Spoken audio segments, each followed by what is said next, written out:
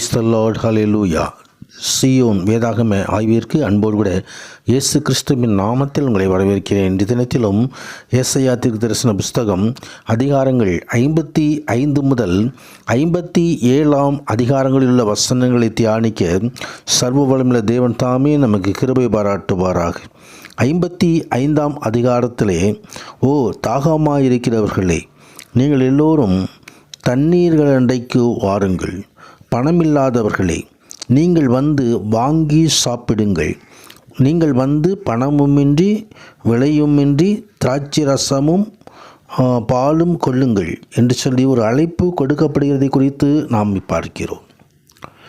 தேவனையும் அவரது நீதியையும் விட்டுவிட்ட இஸ்ரவேலர்களை தம்மண்டை தேவன் அழைத்து ஐக்கியத்தையும் ஆசீர்வாதத்தையும் புதுப்பிக்கும்படியாக இந்த அழைப்பு கொடுக்கப்படுகிறது.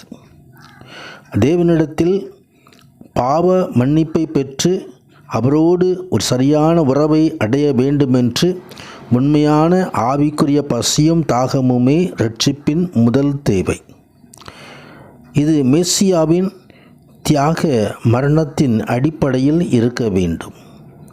நாம் நமது பாவத்துக்காக மனம் வருந்தி விசுவாசத்தின் மூலம் தேவனிடத்தில் கிட்டி சேர வேண்டும்.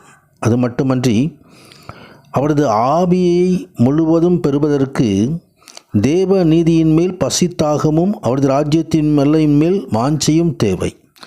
கர்த்தரை தேடும்படியாக, கர்த்தர் தருகிற ரட்சிப்பை பெற்றுக்கொள்ளும்படியாக ஒரு அழைப்பு இங்கே கொடுக்கப்படுகிறது. கர்த்தருடைய பரிசுத்தத்திற்கு மகிமை உண்டாவதாக.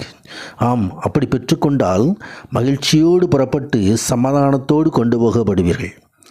பர்வதங்களும் மலைகளும் உங்களுக்கு முன்பாக கம்பீரமாய் முழங்கி வெளியின் மரங்களெல்லாம் கைகொட்டும் என்று ஆண்டவர் அழைப்பு கொடுக்கிறார்.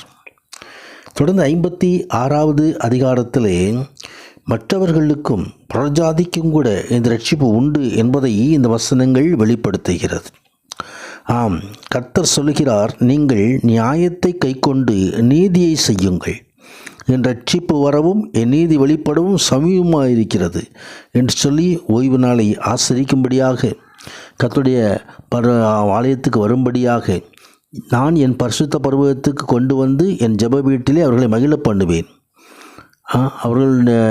அவர்களுடைய சர்வாங்க தகன பலிகளும் அவருடைய பலிகளும் என் பலிபீடத்தின் மேல் அங்கீகரிக்கப்பட்டு இருக்கும். என்னுடையோடு சகல வீடுகளுக்கும் சகல ஜனத்திற்கும் ஜெப வீடு எனப்படும்.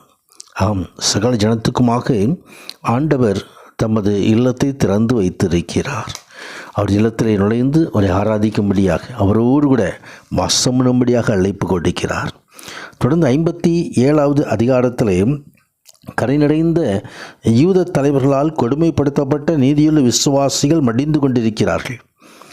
ஆனால் இவர்களது மரணத்தினால் தனது மக்கள் மேல் சீக்கிரமாக வரவேற்கும் தேவனுடைய கோபாக்கினையிலிருந்து அவர்கள் தப்பிவிட்டனர்.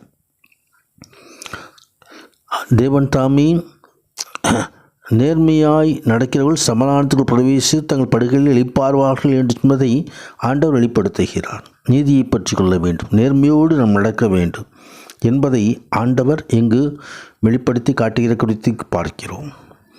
ஆம், உன்னைய தேவன் நாம் நீதியின் பாதையில் நடந்து வரும்படி அவர் நம்மை அழைப்பு கொடுக்கிறார். இருதயம் நெருங்கொண்டவர்களுக்கு ஆறுதல் கொடுக்கிறார்.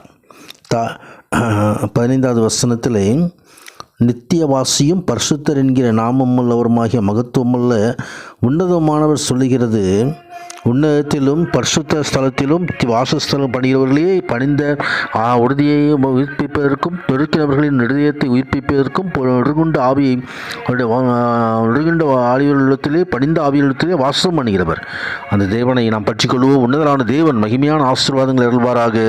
ஆமேன், ஆமேன்.